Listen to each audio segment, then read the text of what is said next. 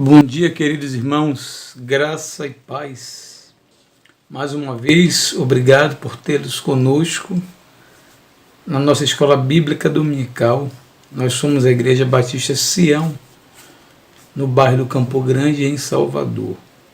Seja muito bem-vindo a mais uma lição.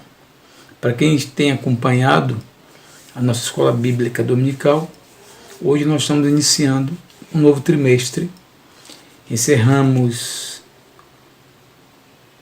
o trimestre na semana retrasada nos livros de Josué, Juízes e Ruth. E hoje nós vamos dar início às nossas lições. E nesse trimestre as lições são na revista, que traz o tema, ela aparece aí invertida, o Evangelho de João.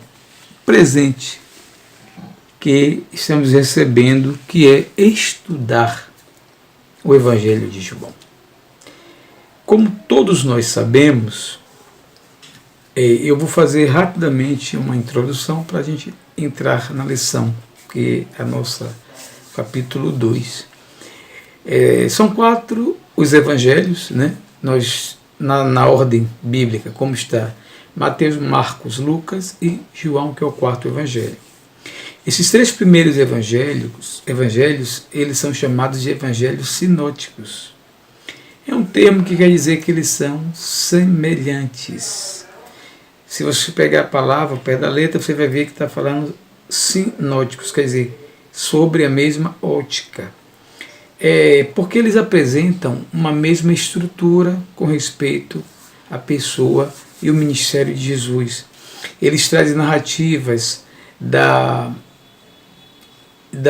do nascimento de Jesus, ênfase na genealogia de Jesus, e depois se dividem em temas referentes ao ministério de Jesus, destacando o que cada um julgava importante dentro da sua ótica. Mateus pensava de um jeito, Lucas ele colhe e recolhe todas as informações, ele não era discípulo, ele foi companheiro de Paulo, já posteriormente.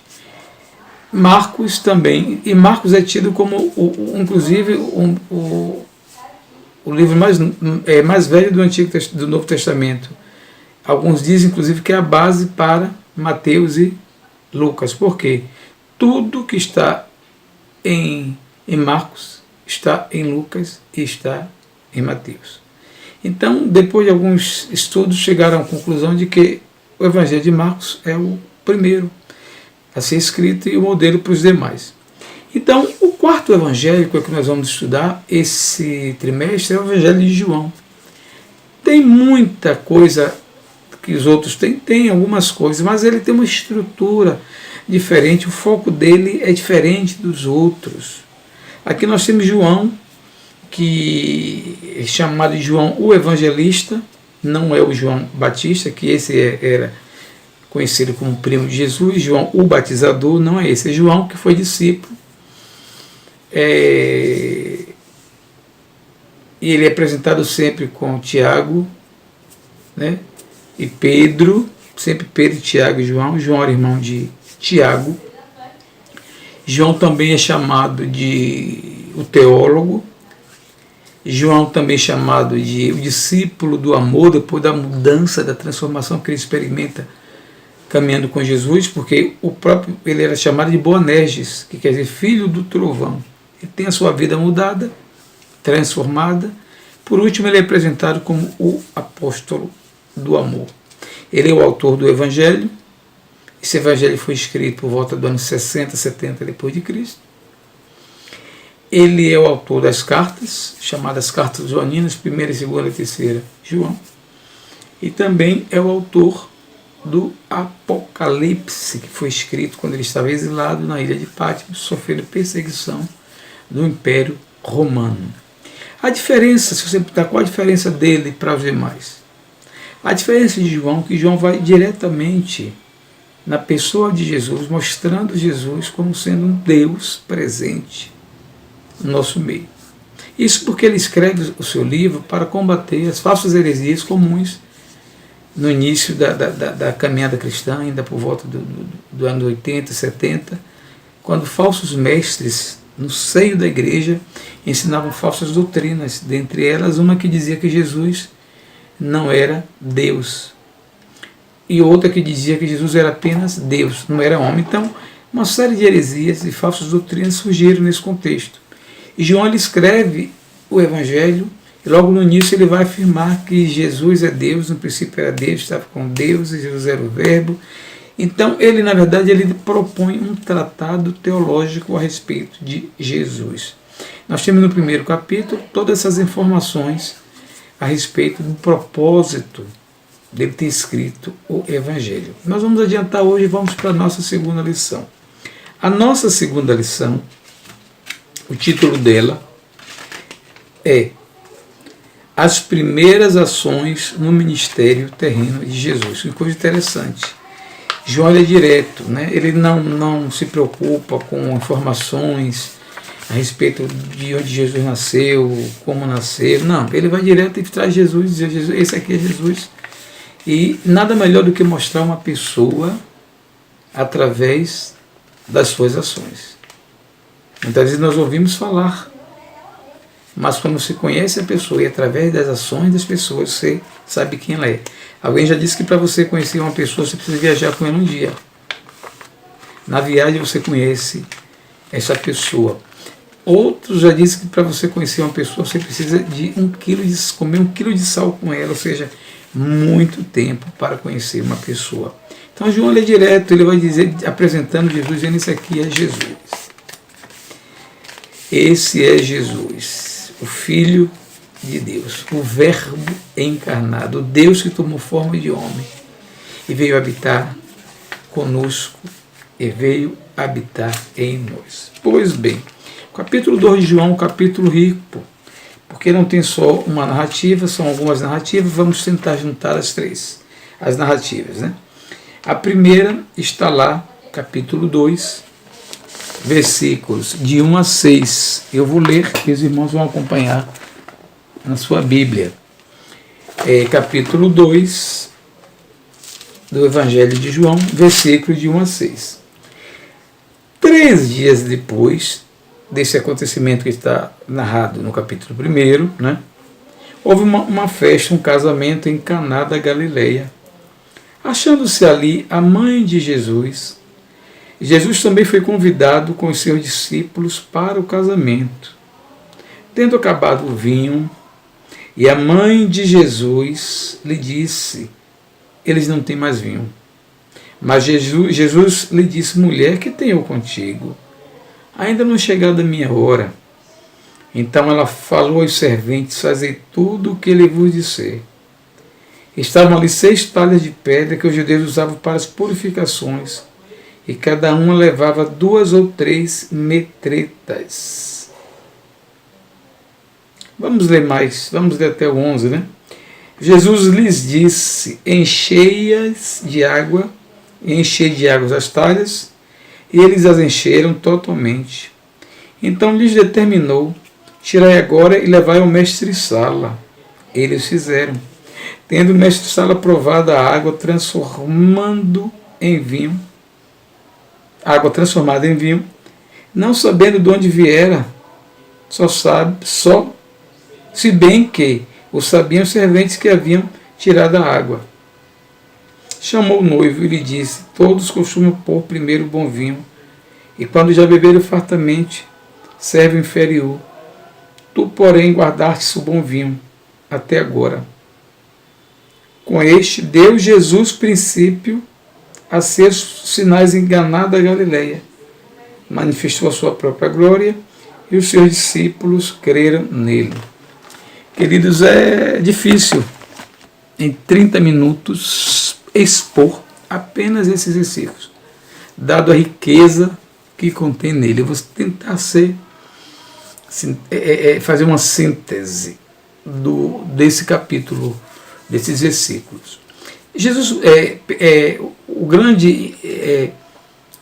a primeira coisa que nós destacamos é que João faz uma apresentação, né, e ele vai trabalhar essa questão muito teológica a respeito de Jesus. Jesus é o Theos, é o Deus em forma humana, mas ele apresenta também e dá ênfase ao lado humano de Jesus. E para ele, na visão dele, não existe talvez nada melhor.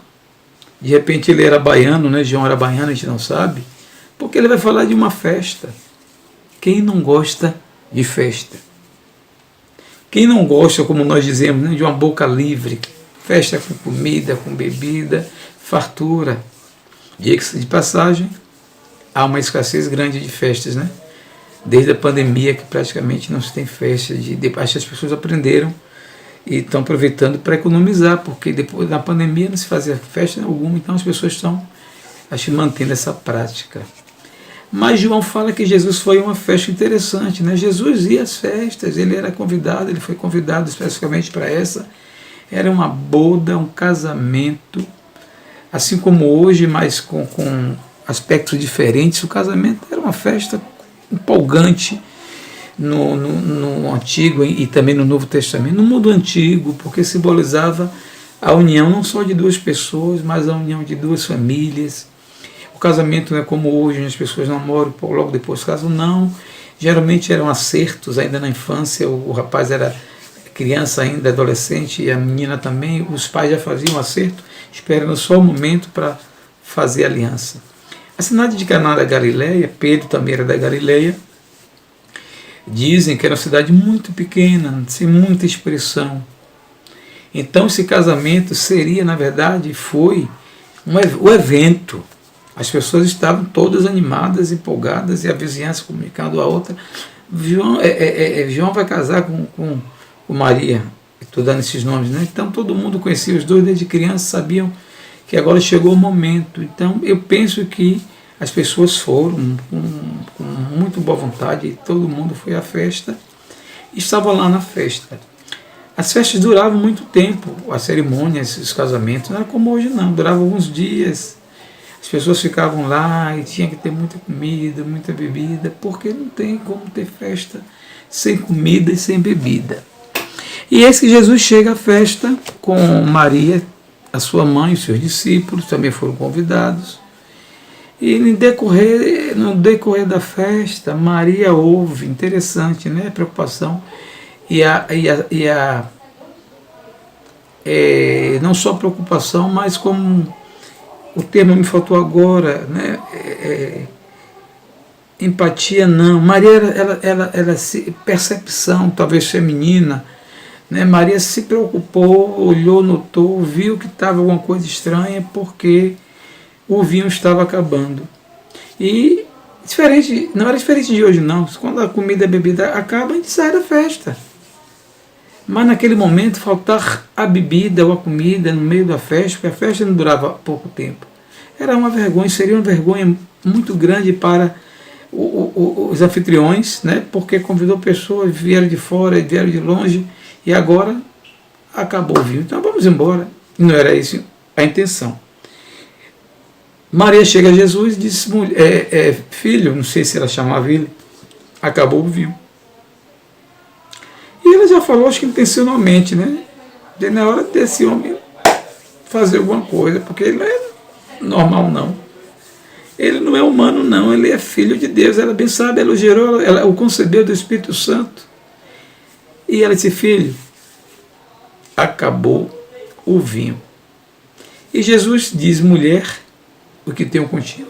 Não sabemos até hoje porque Jesus falou dessa forma, mas ele diz assim: ainda não é chegado o meu momento. Também não sabemos. Mas o certo é que Jesus atende ao pedido da mãe. Jesus atende o pedido de Maria. Cuidado, alguns creem e tem esse versículo como base para a sustentação da intercessão de Maria. Naquele momento, de fato, Maria intercedeu, fez um pedido a Jesus, e Jesus fez o pedido, obedeceu, né, fez o que a sua mãe pediu. Mas isso não quer dizer que ela hoje, ela cumpre esse papel, não. Nós temos acesso direto a Jesus Cristo. Quando ele morre, o véu é rasgado, nos dando acesso. Hoje eu não preciso pedir a Maria nem a ninguém, nem aos santos. Eu vou direto a Ele. E o Espírito Santo é que intercede por nós. Mas Maria teve um papel importante, porque ela quem percebe, ela quem vai a Jesus. Eu acho que é da mulher, né? A mulher acho que é mais atenta, principalmente a uma coisa como uma festa, que geralmente é a mulher que cuida dos detalhes. E agora, José, é a pergunta, acabou o vinho? Jesus então chama e diz assim, olha, encha de água, haviam talhas, essas talhas, cerca de 6 talhas, segundo a revista, traz até a metragem, diz que tinha aproximadamente cada talha 100 litros, então, vezes 6, 600 litros, irmãos, é muito litro, muito vinho, porque eles bebiam muito vinho. Diferente de hoje, onde as festas têm refrigerante, tem suco, tem as nossas, né? A de fora tem outras bebidas. Mas eram 600 vinhos, porque eram litros, porque era muita gente. A vizinhança toda, talvez a cidade toda de Caná. E Jesus então manda, ele observa, ele vê que tinham essas talhas. Segundo a pesquisa e a revista traz, essas talhas elas eram usadas para a purificação, na verdade, a higienização, mas como as festas estavam ligadas às cerimônias e tradições religiosas da época, as pessoas quando iam para a casa de alguém ou participar de um banquete, elas se limpavam, se lavavam, um sinal de respeito, de higiene e de purificação, já que elas iam do mundo exterior com impureza, com sujeira. Então, em todas as casas, por ocasião da festa, e também nas casas comuns, haviam talhas com água para limpeza. E nesse evento aí tinham 6 talhas. Não sei se estavam vazias, meio cheias, não sei. Mas Jesus manda que eles enchessem as talhas de água. E um fato curioso que eu nem talvez nunca tinha prestado atenção, e que o autor da lição traz, é que o consumo de água, isso eu já tinha pesquisado antes, já tinha visto antes. Não é como hoje que a gente bebe água, tem que beber água, beba água, né? Não. Se o consumo de água no mundo antigo era muito baixo por causa da qualidade da água, que causava até morte, porque não havia tratamento nenhum da água. E dizem que as pessoas bebiam vinho justamente porque o vinho era o suco de uva fermentado, alcoolizado, com teor alcoólico que impedia de morrer por bactérias e outras coisas. Então, Jesus pega e manda encher de água as talhas. Ele opera um milagre, ele transforma água em vinho. Não usou nenhum recurso, ele não adicionou suco de uva nas talhas, não. A água, ela é transformada em vinho. Então ele pede ao mestre, as pessoas que levem ao mestre-sala, ao sommelier, né, aquela pessoa que sabia, conhecia, entendia de vinho, e aquele homem experimenta e ele fica espantado, porque era costume, na época, dar o vinho bom, porque as pessoas bebiam, depois dava o vinho ruim, ela nem ia nem perceber, já estavam talvez alteradas.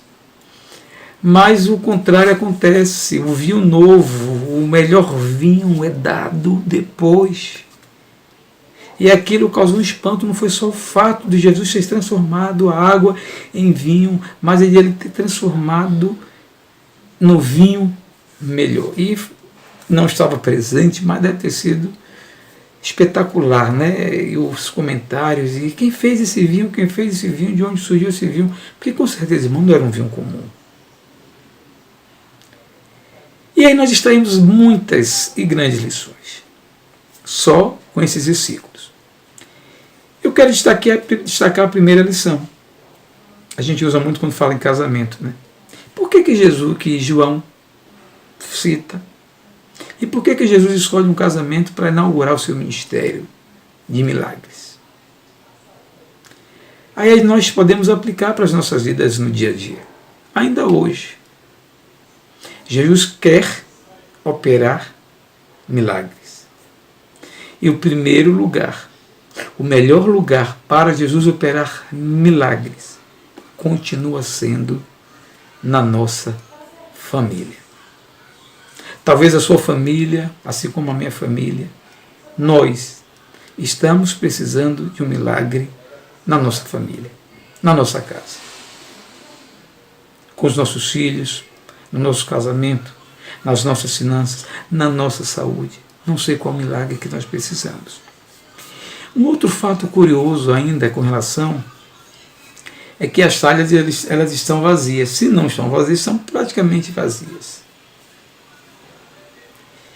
Para que o Jesus opere o milagre nas nossas vidas, muitas vezes, ou na maioria das vezes, é necessário que nós nos esvaziemos. Estejamos como essas talhas, prontos para receber água. Ele é a água da vida. E quando nós recebemos essa água, que é Ele, a nossa vida é transformada. Porque a água ela nos purifica, assim como no passado. Simbolicamente, a água nos limpa. Quando você está sujo, você toma um banho, né? Rapaz, nos dá um aspecto de que estamos novos. Não é só pela sujeira, não, mas dá uma sensação de frescor, um banho frio depois de um dia suado.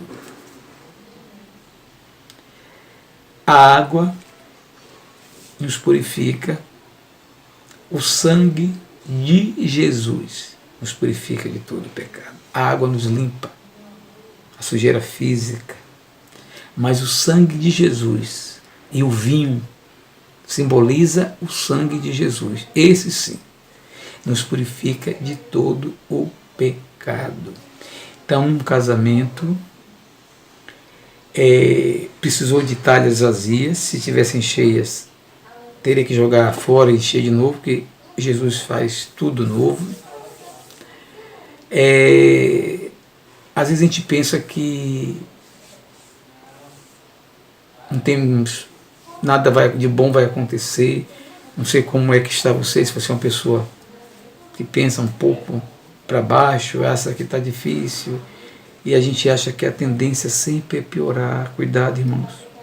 Estamos vivendo uma fase muito difícil, economicamente difícil. A gente vai no mercado. Hoje eu mesmo fui ao mercado. O quilo do tomate é R$12. Tem coisas que eu nem não estou comprando, porque eu me recuso a comprar. Não é nem porque não tenho, eu me recuso a comprar. E a gente vê tanta situação difícil, violência, caos instalado, e a gente fica, às vezes, achando que vai tudo piorar. Nem sempre, irmãos.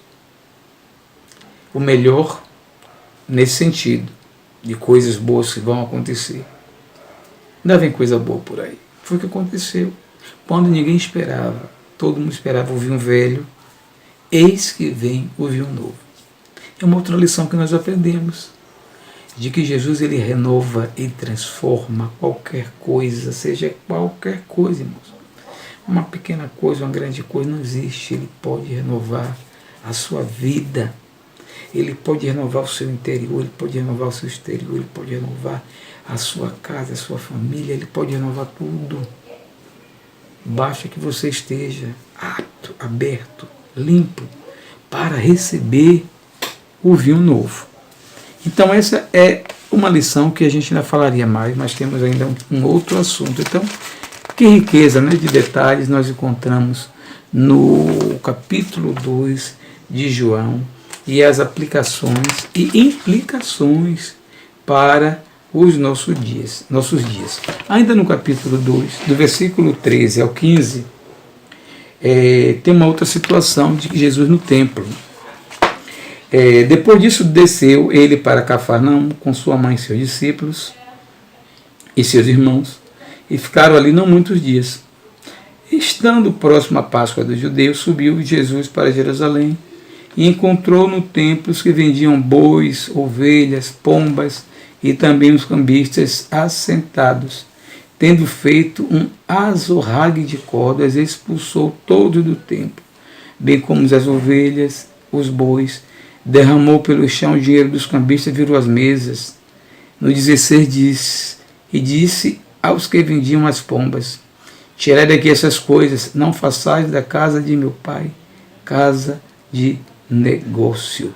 17 diz: lembraram-se os seus discípulos do que está escrito: o zelo da tua casa me consumirá. Nós temos aí então a situação. Ele vai de Caná da Galileia, vai para Cafarnaum com os discípulos e Maria. Depois ele, sabendo da festa em Jerusalém, que era a festa mais importante dos judeus, a Páscoa, eles estavam próximos, até porque geograficamente tudo é próximo, né? Naquela época muito pequeno o estado de Israel e a circunvizinhança de Jerusalém. Então eles vão para Jerusalém, para o templo. Esse templo citado aí é o templo que Herodes mandou construir. O primeiro templo é o templo de Salomão, já havia sido destruído. Agora Herodes constrói esse segundo templo, que também vai ser destruído no ano 70 depois de Cristo. Resta hoje pouca coisa ainda desse templo. Os judeus estão se organizando, inclusive para construir o terceiro templo. Pessoal bem adiantado, os utensílios. A gente pode falar nisso em outra ocasião. Jesus vai ao templo, né? E quando ele vai ao templo, para a surpresa dele, tristeza dele, ele vê uma cena desagradável. O local que é conhecido como a casa do Senhor. E naquele tempo, as pessoas de fato acreditavam na habitação de um Deus ali presente, quase que fisicamente naquele local. Então era um local santo. Mas as pessoas perderam e haviam perdido todo e qualquer sinal da santidade de Deus. E aquilo que seria o templo, o local da presença de Deus, havia se transformado numa verdadeira feira livre. Vendia-se de tudo, principalmente animais que eram usados para o sacrifício. As pessoas chegavam na hora, quem tinha condições comprava uma ovelha, quem não tinha comprava uma pomba. Então era uma sujeira, provavelmente um ambiente desagradável, com um mau odor. E Jesus é tomado de uma indignação, e aquilo revolta, e ele começa então a derrubar a cambista, derruba a mesa, dinheiro pelo chão, um alvoroço é causado. Jesus duramente diz: vocês estão transformando a casa de Deus, que seria casa de oração, em covil de ladrões.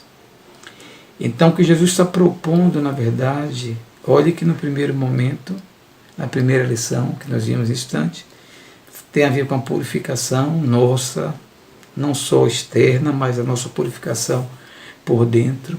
Mas agora também está falando no sentido da purificação da casa do Senhor. É lamentável, é triste a realidade de muitas igrejas e templos que hoje são transformados em tudo, menos na casa do Senhor. É necessário que haja uma purificação também do local de adoração a Deus. Algumas igrejas foram transformadas em supermercados da fé. Outras são transformadas em bazares, em feira livre, vende-se de tudo na igreja. A igreja perdeu, a igreja que estou falando, o templo, o local de adoração, a igreja somos nós. Mas o local, muitas vezes, ele se transformou em tudo, menos no local onde você é convidado a sentir a presença de Deus. Então são essas duas lições, né, que extraímos do capítulo 2 da carta do livro de João, do Evangelho de João. Tem muito a ver com Jesus, né, a ação de Jesus, seja na festa de Caná, mudando a realidade de uma família que estava fadada à tristeza por falta de vinho, a vergonha na cidade, e Jesus transforma aquela realidade. E agora ele vai ao templo resgatar novamente a dignidade daquele lugar que as pessoas haviam esquecido que Deus está presente. É necessário hoje lembrar que Deus se faz presente também não só na nossa vida, mas quando nós vamos adorá-lo coletivamente na igreja. Então temos que apresentar a igreja, preservar o templo, para que ele seja digno do Senhor. Que Deus nos abençoe.